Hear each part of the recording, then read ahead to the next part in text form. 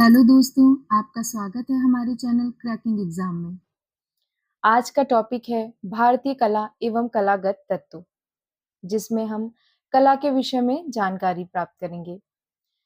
जैसे कि कला का क्या अर्थ होता है, कला की परिभाषाएं क्या हैं, कला का वर्गीकरण, उनके प्रकार, अंग, जितना भी कला से संबंधित प्रश्न बन सकते हैं और बनते हैं, उन सभी के बारे में मैं आपको वीडियोस में बताऊंगी। इसमें टॉपिक्स ज़्यादा हैं, हो सकता है इनको मैं 2 या 3 पार्ट्स में या जहाँ ज़्यादा से ज़्यादा मैं 5 पार्ट्स में इसको कवर कर लूँगी। तो उम्मीद करती हूँ आपको हमारे वीडियोज़ अच्छे लग रहे होंगे।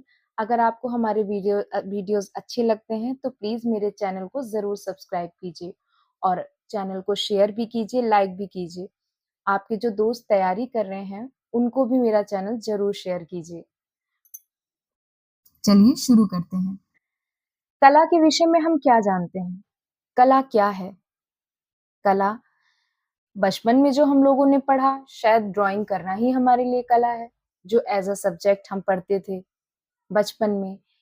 जब हम बड़े हुए, जिन लोगों ने कला एज़ अ सब्जेक्ट चुना है, इंटर में, बीए में, एमए में, बीएफए में, एमएफए में, शायद उनको इस बारे में ज़्यादा अच्छी जानकारी होगी कि कला हमारे जीवन में कितनी ज़रूरी है।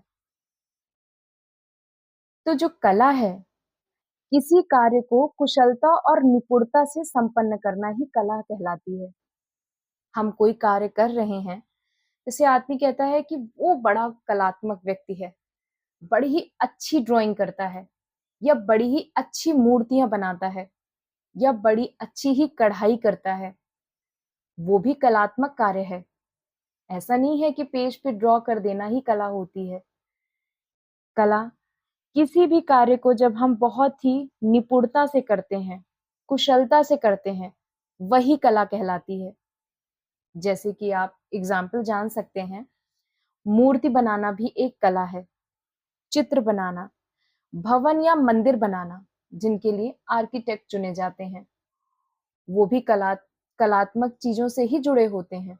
आज ये डिजाइन है, आज आज ये नया फैशन है, आज इस तरीके की, तो ये उनके माइंड की उपज होती है कि हम यहाँ पे ये कर सकते हैं, यहाँ पे ये डिजाइन दे सकते हैं, हम ऐसी डेंटिंग पेंटिंग कर सकते हैं। तो ये सब कला के ही दायरे में आता है। लोग कहते हैं मुझे गाना गाना आता है, कोई कहता है डांस करना आता है, बिना किसी के सिखाए, तो ये भी कला ही है। जैसे कि गीत गाना, किसी चीज काव्य की रचना करना, कोई लेखन लिखना, किसी कविता को लिखना। लोगों को शौक होता है कि मैंने ऐसे ही यूं ही बैठे हुए हैं, जो कलात्मक लोग होते हैं वो तो बस, अगर जैसे कवि है, रचयिता है, ये सब कला के ही दायरे में आते हैं, ये कलात्मक व्यक्ति ही कहलाते हैं। कला हमारे जीवन में बहुत ही महत्वपूर्ण सहयोग निभाती है। आपका कभी मन उदास हो और आप कभी संगीत सुनिए अपने फोन पे, आजकल तो सभी के पास फोन है, आप फोन पर गाने तुरंत सुन सकते हैं। आप देखेंगे कि हमारा मन शांत हो जाएगा।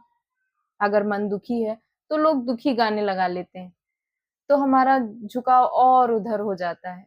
अगर मन खुश है तो हम हैप्पी सॉन्ग चलाते हैं। ये सब कला के ही दायरे में आता है।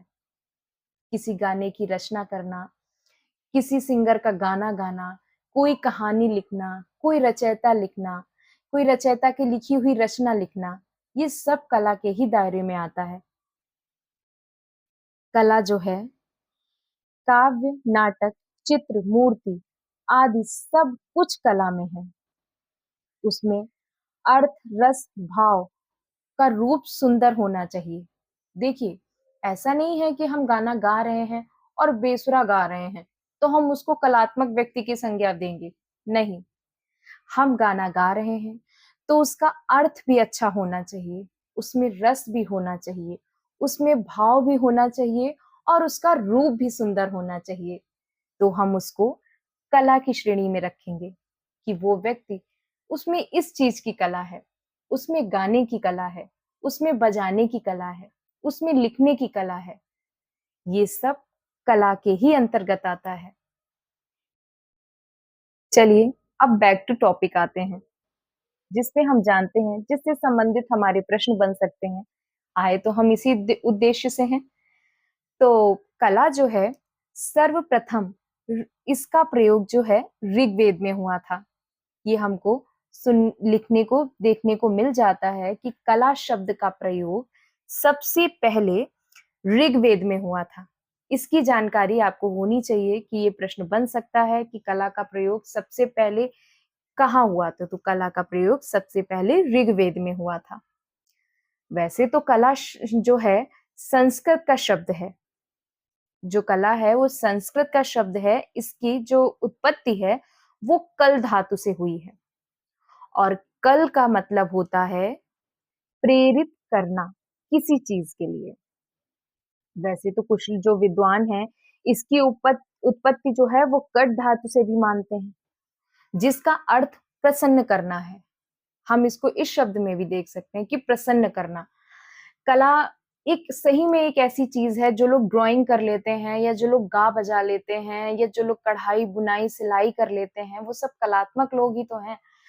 और उनका आप सोचने का, बात करने का नजरिया ही अलग होता है, तरीका ही अलग होता है। आप मतलब जाएंगे, अगर आप आर्ट गैलरी में ही चले जाइए, आप देखेंगे तो आपका मन प्रसन्न हो जाएगा। अरे उस व्यक्ति ने कैसे इतनी अच्छी पेंटिंग बनाई है, कैसे इतना अच्छा एक्सप्लेन किया है। उसके चित्र में आपको उसके सारे भाव दिख जाएंगे कि वो क्या दर्शाना चाहता है चित्र में। अब आ जाते हैं हम कि कला की परिभाषाएं भी निम्नलिखित लोगों ने अपने अपने तरीके से दी हैं, जिससे कि संबंधित प्रश्न बनते हैं। कभी कभी जो है छोटी अगर होती हैं परिभाषाएं, तो परिभाषाएं दी होती हैं और नीचे नाम दिया होता है, जैसे कि प्लेटो, अरस्तु, फ्राइड, क्रोचे, लोगों ने नाम सुने ही होंगे। तो और कभी कभी नाम दिया होता है और नीचे छोटी छोटी सी परिभाषाएं दी होती हैं कि इसमें से कौन सी इनकी परिभाषा है। वैसे प्लेटो के अनुसार कुछ मैं इंपॉर्टेंट्स जो है मैं उनके बारे में आपको बता दूं। प्लेटो के अनुसार कला सत्य की अनुकृति है। मतलब कला जो है वो सत्य दर्शाता है। उनका कहने का मतलब ये है प्लेटो का कि कला जो है सत्य की अनुकृति है। यही अरस्तु ने क्या कहा है?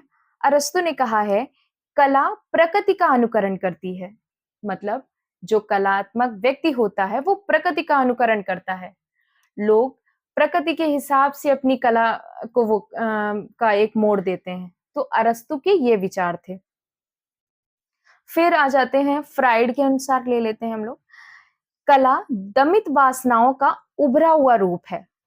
कला दमित वासनाओं का उभरा हुआ रूप है। मतलब कला जो होती है, हमारे जो भाव दबे हुए हैं, जो मतलब मान लीजिए कोई रचयिता है, कोई रचना कर रहा है, या कोई कवि है जो कविता लिख रहा है, या कोई चित्र बनाने वाला चित्रकार है, वो अपनी भावनाएं अपनी कला में प्रदर्शित करता है। उसकी जो दबी हुई भावनाएं होती हैं वो आपके उसके कला में देखने को मिलेंगी कि ये कलात्मक व्यक्ति क्या अपनी कला के माध्यम से सबको बताना चाह रहा है या दर्शाना चाह रहा है। अब आ जाते हैं कला का वर्गीकरण। कला को कितने वर्गों में बांटा है? कला विलास पुस्तक के विषय में सबने सुना होगा, जो क्षेमेंद्र जी की है। उसमें उन्होंने 64 जनुपयोगी कलाओं के विषय में बताया है। वैसे तो कला का वर्गीकरण जो है वो 2 बिंदुओं में किया गया है।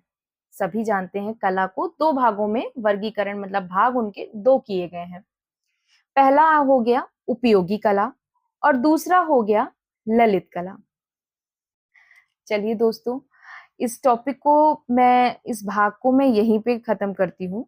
मैं इसका भाग 2 लेके आऊंगी। उसमें मैं कला के वर्गीकरण जो मैंने उपयोगी कला और ललित कला बताई है उसको मैं डिटेल में एक्सप्लेन करूंगी, क्योंकि फिर वीडियो बहुत लंबा हो जाता है।